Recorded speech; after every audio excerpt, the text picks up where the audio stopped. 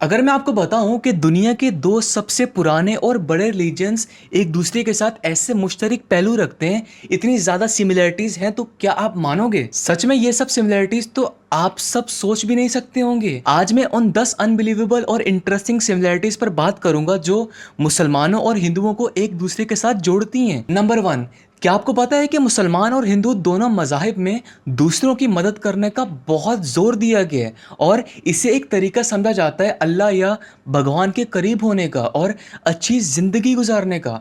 जैसे देखा जाए तो इस्लाम में एक ख़ास अमल होता है ज़कात। ज़कात का मतलब है अपनी दौलत या माल का एक छोटा हिस्सा गरीब और ज़रूरतमंद लोगों में तकसीम करना। ये इस्लाम के 5 बुनियादी रुकन में से एक है जो हर मुसलमान के लिए फॉलो करना ज़रूरी है। मुसलमान ये मानते हैं कि ज़कात देना सिर्फ दूसरों की मदद नहीं बल्कि खुद के दिल में भी दूसरों के लिए हिर्स पैदा करता है और इससे इंसान अल्लाह का शुक्र अदा करता है उन नेमतों के लिए जो उन्हें मिली हैं। इसी तरह हिंदू धर्म में एक मिलती जुलती टर्मिनोलॉजी है जिसको दाना कहते हैं। दाना का मतलब है बिना किसी बैड इंटेंशन के किसी जरूरतमंद को खुले दिल से कुछ देना। हिंदुओं का मानना है कि दाना एक फर्ज है और प्रेम और इंसानियत का इजहार है जो उन्हें धर्म यानी अच्छाई और सच्चाई वाली जिंदगी जीने में मदद देते हैं। दोनों मज़ाहिब ये सिखाते हैं कि आपका माल सिर्फ आपके लिए नहीं बल्कि ये आपके लिए अल्लाह या भगवान का तोहफा है जो दुनिया को बेहतर बनाने के लिए बांटना चाहिए। दूसरों की मदद करने से माना जाता है कि आपकी लाइफ में भी खुशी, सुकून और बरकत आती है। कितनी खूबसूरत बात है ना ये कि दो मुख्तलिफ मज़ाहिब एक दूसरे के साथ इतनी खूबसूरत और स्ट्रॉन्ग तालीमात शेयर करते हैं काइंडनेस और जनरोसिटी के हवाले से। दूसरे नंबर पर एक और दिलचस्प सिमिलरिटी मुसलमान और हिंदू मज़हब के दरमियान ये है कि दोनों मज़ाहिब इबादत और दुआ को ज़िंदगी का एक अहम हिस्सा मानते हैं। मुसलमान रोज़ाना 5 मरतबा नमाज अदा करते हैं मक्का में मुकद्दस काबा की तरफ रुख करके, जो एक अल्लाह की तरफ उनकी इताअत और इत्तिकाद का इजहार है। इसी तरह हिंदुओं का रोज़ाना पूजा करना चाहे घर पर हो या मंदिर में, ये उनका भगवान के साथ रिश्ता मजबूत करने का तरीका है। दोनों मज़हब ये मानते हैं कि दुआ सिर्फ एक रस्म नहीं बल्कि अपनी रूह को पाक करने, माफी मांगने और खुदा के साथ जुड़े रहने का एक तरीका है। मुसलमान अपनी नमाज शुरू करने से पहले वुजू करते हैं। वुजू एक पाक होने का अमल है, वो परफॉर्म करते हैं जो जिस्मानी और रूहानी सफाई का जरिए है। इसी तरह हिंदू इबादत शुरू करने से पहले हाथ, पाँव या चेहरा धोकर अपने आप को तैयार करते हैं। खुदा के सामने पेश होने से पहले खुद को पाक और तैयार करने का ये ख्याल दोनों मजहब में एक जैसा है। अब एक और मिलती जुलती बात यह है कि दोनों मज़ाहिब इबादत के दौरान मुकद्दस आयतें या कुछ न कुछ जरूर पढ़ते रहते हैं। मुसलमान अरेबिक में कुरान की आयतें पढ़ते हैं जो अल्लाह के लिए उनकी इबादत का इजहार है, जबकि हिंदू संस्कृत में मंत्र पढ़ते हैं जो उनके देवी देवताओं को पुकारने का एक तरीका है। अब ये दोनों जबानें पुरानी और मुकद्दस मानी जाती हैं और मजे की बात यह है कि ये भी जरूरी नहीं है कि दुआ कहाँ की जाती है, एक बड़ी मस्जिद में या मंदिर में या घर के एक छोटे से कोने में। दोनों मजहब ये मानते हैं कि दुआ दिल से होती है। ये सिमिलरिटी हमें दिखाती है कि दुआ इंसान और खुदा के दरमियान एक ब्रिज का काम करती है जो सुकून, नज़्म ज़ब्त और ज़िंदगी में मकसद पैदा करती है। आप खुद सोचो, क्या ये हैरत अंगेज़ बात नहीं है कि दो मुख्तलिफ रास्ते एक ही रूहानी कुर्बत और इत्तेहाद का एहसास दिलाते हैं। नेक्स्ट सिमिलरिटी ये है कि दोनों मज़ाहिब के लोग अपनी मुकद्दस निशानियों और चीज़ों का इंतहाई एहतराम करते हैं। दोनों रिलीजन के लोग इन चीज़ों को अपनी इबादत और खुदा से ताल्लुक़ की एक निशानी समझते हैं। जैसे इस्लाम में कुरान का बहुत ज़्यादा एहतराम है। कुरान पाक अल्लाह का कलाम माना जाता है, इसलिए इसे हमेशा साफ़ और ऊंची जगह पर रखा जाता है। मुसलमान बिना वुज़ू यानी पाक हुए बगैर कुरान को नहीं छूते और हमेशा इसका अदब करते हैं।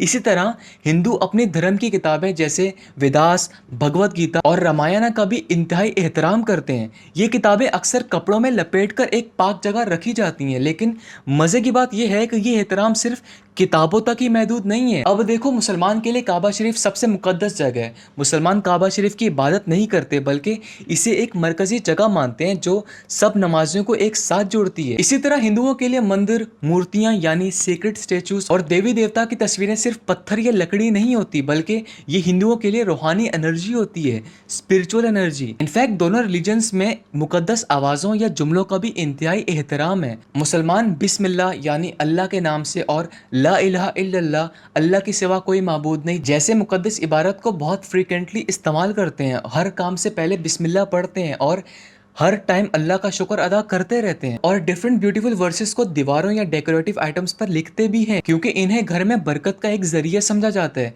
इसी तरह हिंदू ओम को, जो कायनात की आवाज माना जाता है, इस वर्ड को बहुत इज्जत देते हैं और अक्सर इसे अपनी पाक चीजों पर लिखते हैं, लॉकेट्स वगैरह इसके पहनते हैं। इसी तरह दोनों मजाहिब उन चीजों का अदब करते हैं जो उनके मजाहिब से जुड़ी होती हैं। नेक्स्ट है, मुसलमान और हिंदू दोनों रोजा रखते हैं।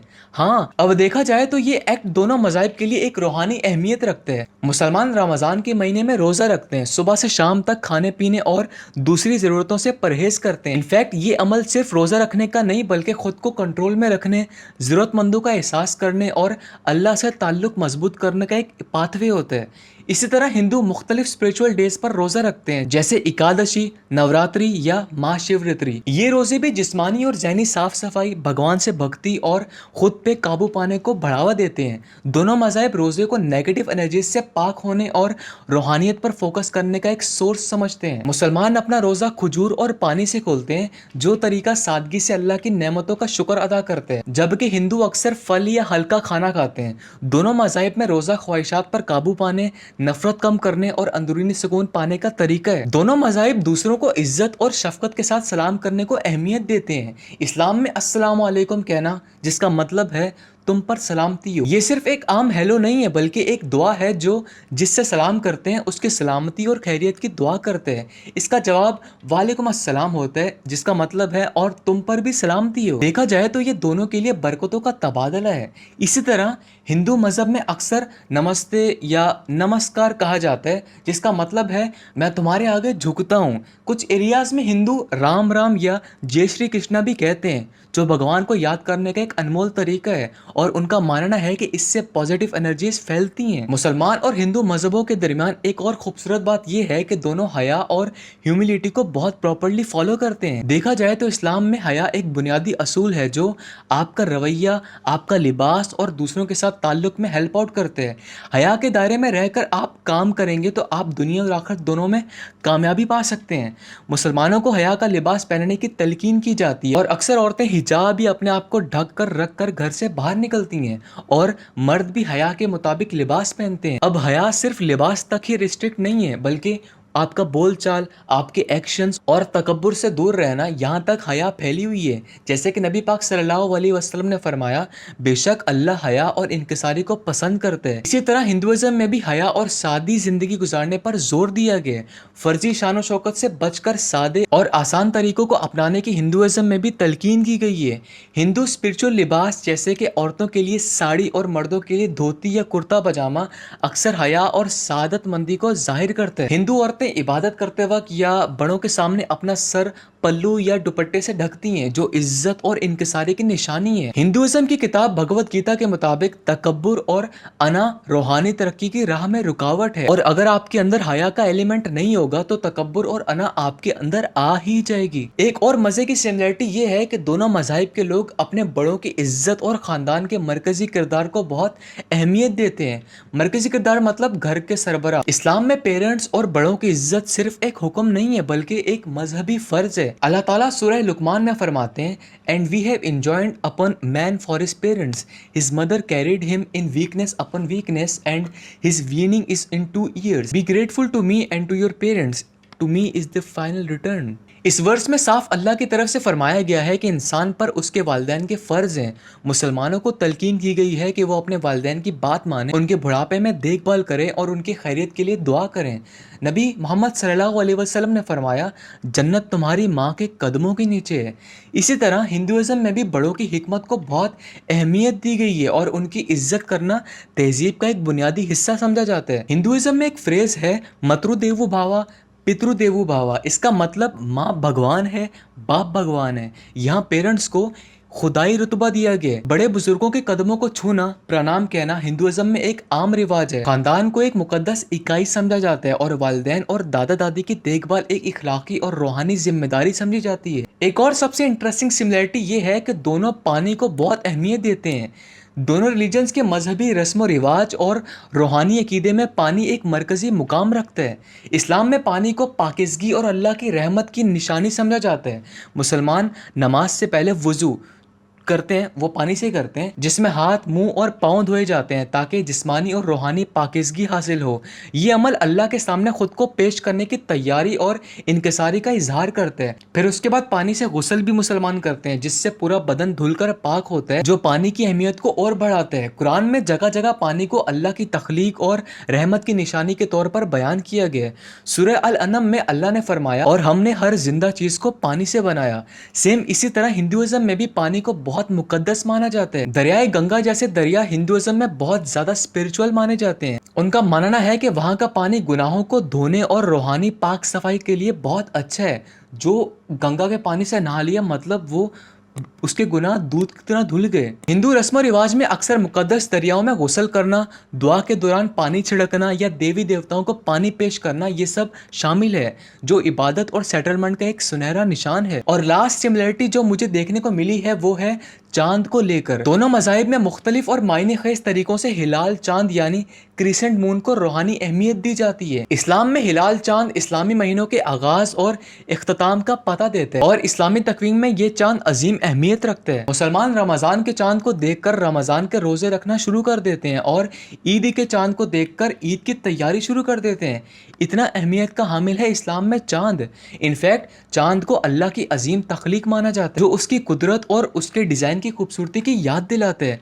अब अगर दूसरी जगह हिंदुइज्म की बात करें तो वहाँ भी चांद को बहुत माना जाता है। हिंदुइज्म में चांद को भगवान शिव, जो हिंदुओं के सबसे सेक्रेट देवी देवता हैं, उनसे चांद को तशबीह दी जाती है। हिंदुओं का मानना है कि चंद्रकाल चांद ये शिव के सर पर सजता है। इनफैक्ट चांद को खुद भी एक देवी चंद्रादेव माना जाता है, जो एस्ट्रोलॉजी और रस्म रिवाज में एक बहुत खास अहमियत रखते हैं। और तो और हिंदुइज्म की सेक्रेट किताब वेदास में लिखा है कि चमकदार चांद को ऊंचे दर्जे का शुभ घड़ा माना जाता है, जबकि अंधेरे वाले चांद को अशुभ घड़ा माना जाता है। दोनों रिलीजन्स चांद को सिर्फ एक आसमान पर दिखाई देने वाला टुकड़ा ही नहीं बल्कि एक रूहानी आलम का निशान समझते हैं।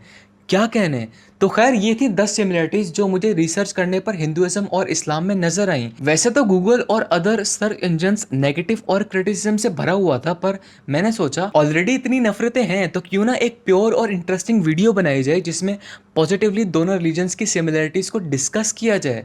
तो सॉरी उन सब के लिए जो इस माइंडसेट के साथ आए थे कि उनको कुछ मिर्च मसाला मिलेगा इस वीडियो में।